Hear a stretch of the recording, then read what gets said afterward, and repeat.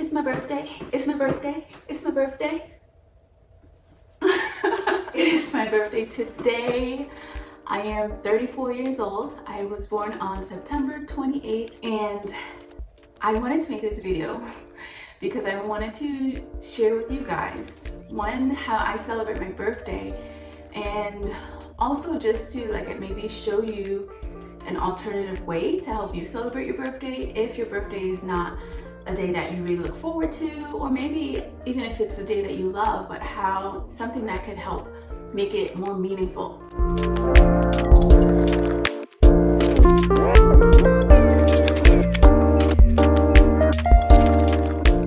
When I turned 32, I bought this journal and I've been writing in it every birthday since then. So obviously there's only 32, 33, 34. This year is only going to be 3 journal entries, but I'm hoping to be able to keep it until it's filled. And then, you know, I don't know how many pages in this. 200.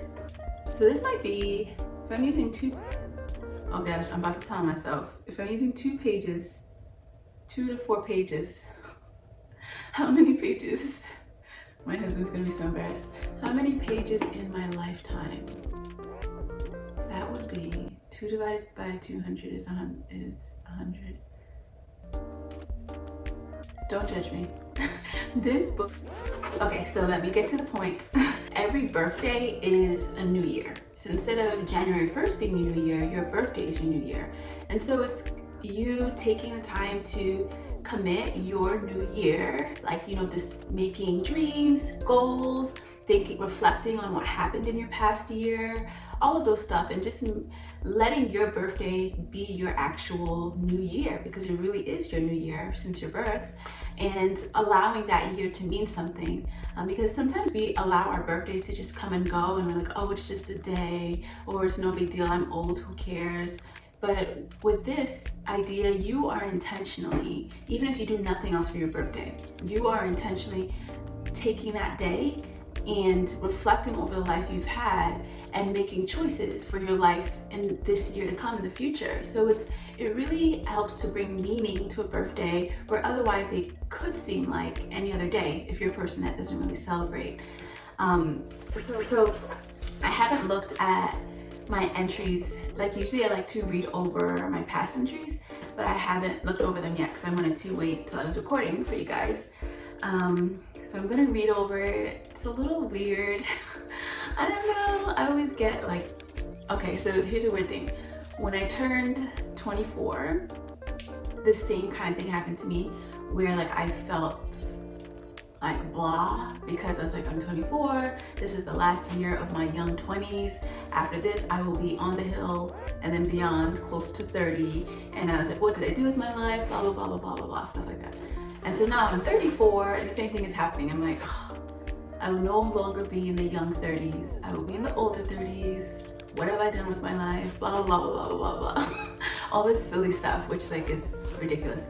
So I'm feeling a bit nervous, reading or about to read what I was thinking for my last year, because I'm I don't think I did anything.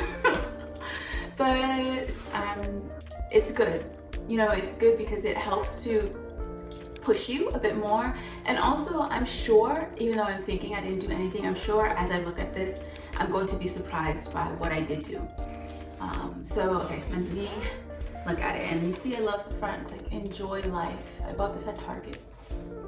Alright, so this was for my 32nd birthday. My goals for my 32nd birthday was to be more open to change and new experiences. And then the quote I wrote was the path to your greatest potential is often through your greatest fear. I was really working, I'm always working through fear, let's be real. But my 32nd birthday and before, fear was really consuming for me. I get nervous very easily. I have shyer tendencies. So I could really get crippled by fear. So that quote really meant a lot to me, my 32nd birthday.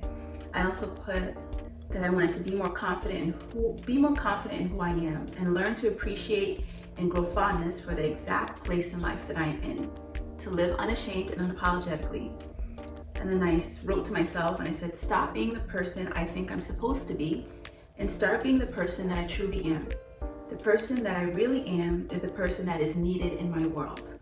The person that I think I should be already exists, and it exists in droves. This was my 33rd birthday. Dear Cheryl, I am super proud of who you are and what you accomplished in your 32nd year of life. You did really well with your goals. At first, you were afraid of turning 32. Gosh, so am I always afraid? Whatever. Fearful that you wasted your year. Oh my gosh, this is a theme. This is a theme. I didn't realize this. Fearful that you wasted your year and would have nothing to show for it. But look at you. You really did achieve a lot of your goals for your 32nd goal. You really did achieve a lot of your goals for your 32nd year. I messed that up. You have grown so much. You are more confident, you're more free-spirited, more willing to try even when you are afraid. So proud of you. Here's to 33. It's just interesting to me because my pride went away. Like, I wrote this when I turned 33 to my 32nd year version of myself, like how proud I was, you're doing so good. But right now I don't feel the pride. I feel like I didn't live with the pride throughout the year. And so that's interesting to me, like how I allowed my mindset to change about myself, and I allowed like discouragement to kind of creep in and blind me so that I couldn't see the stuff that I was like so proud of at the beginning of my 33rd year. Interesting. What I wrote for my goals for my 33rd year were to live open-handed, not being afraid to give or having my own comfort taken away. Thinking generously, help more people financially. Show up for people even when it's hard, but because I care about them. To prioritize my spiritual health and understand my faith on a deeper level. To develop routines, better routines, like a clear start and end time, so that like for work, my kids don't feel neglected. I wanted more structure, so our home was clean because mess really does bother me. And here's this baby picture of me. I'm gonna keep this picture in this journal because I want to remind myself of this little girl and how important it is for me to show up for her, to show up for myself. So this is me. I'm gonna keep it here for every year of my journal.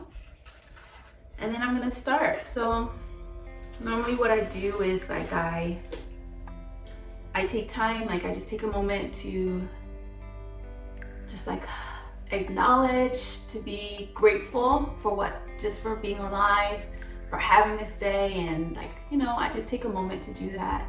And then I start writing, and you'll see me, I'm gonna have my headphones in because I'm gonna be listening to music.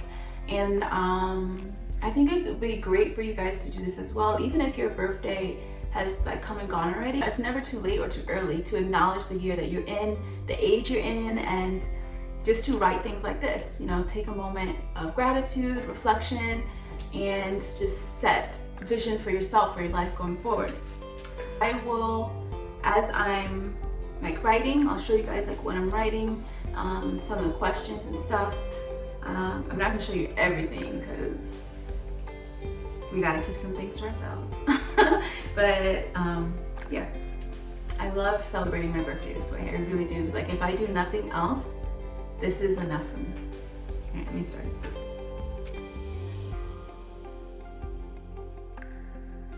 So you can start by wishing yourself a happy birthday. Please feel free to do this however you like, whatever style feels most comfortable for you. I love to write, but you might like to draw, you may want to do more bullets. Whatever feels best for you, do it that way. It's impossible to do it wrong when you're doing what feels most natural to yourself. Below that, write a letter to yourself. It's important that whatever you're writing to yourself is not something where you are being a bully to yourself or where you are expressing so much disappointment for the person that you are. If you wouldn't say these things to another person you love or to your child, you shouldn't say them to yourself either, no matter how disappointed you may feel about the stage of life that you're in. If you don't feel happy with your stage of life, write something that will help encourage you to keep moving forward. Yes, it's important to reflect, but you are trying to set the tone for your new year, and how you treat yourself really does matter. So this is what I wrote. Beloved Cheryl, what a year. I feel like you wrestled with fear more this year than you have in the most recent. But look at you. You didn't allow it to beat you. Discouragement and defeat became a close friend. But with friends like that, who needs enemies?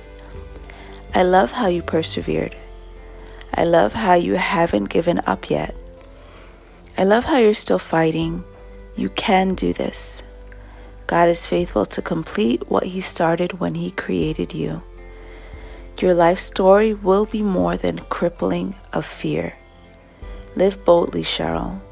Be the person you were created to be. It's okay to get it wrong. It's okay to not always be confident in what you're doing. But it's not okay to not do anything because you were too afraid to try. That's just not okay. 34 years strong. I'm so proud of who you've already become. Big hug. So for my goals section, each year that I've done this, I've kind of done it a different way. This year, I split my goals into 3 different sections. My first section was about my ambitions. My second section was about business goals. And my third section was about family goals. I wanted to be a bit more specific and more narrow focused for my 34th year. But please feel free to just do overall life goals. Or if there's one specific section of your life that you really want to focus on that year, then you can just write about that. Do it in the style that you enjoy. So my goals for my 34th year. Ambitions. To live unbounded by fear. Intentionally taking risks. Not taking so much personally.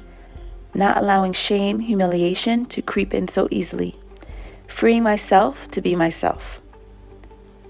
Number 2, not outcome focused, but today focused. I don't want to live a life so worried about outcomes that I never embrace the gift of my present. That was a quote I wrote for myself. A quote by me. 3, have so much fun. You will never ever be 34 again. Enjoy it. Laugh more, stress less. For business goals, I put show up and help. Don't ever allow fear to prevent you from extending your lifesaver to the person that hasn't yet learned how to swim. Number 2, create a business that allows me to be the wife and mom that my family needs while still filling a need for those that I am meant to help in this world. Number 3, earn the salary that I lost by no longer doing nursing and teaching like I've done in the past. Number 4, establish myself as a resource to my online community. And then I just made a note to myself and I said, Sher, please remember, numbers, audience size, it doesn't matter. Don't get drawn into that. If you're able to do this, you've already done enough. And by do this, I just meant, showing up and helping people with my business the way that I want to. And then for my family goals, I wrote that I wanted us to have new experiences, travel, but even if we can't, just trying new things. Number 2, intentionally partnering with my husband to grow and strengthen our relationship. More dates, more reading together or retreats, anything like that. Just some more laughter. I wrote it big and bold. And then the third thing for my family goal, I'm a little embarrassed to say this one, but it's true. I want to yell less with my kids. I feel like yelling is completely unnecessary and I don't like when I do it. And that is my goal for my 34th year, to just eliminate all the yelling. This next section is called a snapshot in time. So it's where I like to write about different things that has happened in my 34th year, standout things that's happened, as well as I'm writing to my 3 kids and my husband and about them in the same blurb. It's a mixture. It goes between writing directly to them and reflecting on them. And it's more helping myself to almost commemorate that year as well for them, how they were, thanking them for being in my life, and helping myself also for when I read this in the future, I can see like certain things that they've achieved, when I was that age, and how they were and their personalities. You don't have to do it about your family. You can do it about anything you kind of want to commemorate, just things that's happened that you really would like to remember. That's kind of like the whole point. When your kids find this book when they are older and rummaging through your things, what are, like, I don't know, things that you would like them to see, to read, to know about? That's kind of what the point of this section is. I'm not going to read what I wrote to my husband and my kids because it's things that really would only be important to me, but it really is just an outpouring of my heart and my love for them. When I finish with the words to my family, then I write like the highlights of whatever my previous year was. So for me, it was highlights of 33. And I wrote different things that happened, like historically, like who won the presidency. I wrote about how Hurricane Ida came to New Jersey, and about COVID and COVID vaccines, and just different things that's kind of like important in my 33rd year, because I think it will be cool to look at that when I'm 50 and just seeing different things that happened when I was, certain ages.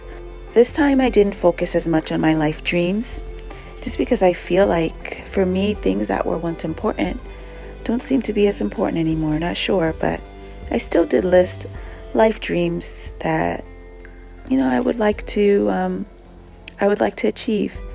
And one new one that I have here that I haven't had before is like becoming fluent in Spanish, because that is definitely a life dream has been becoming more important to me most recently.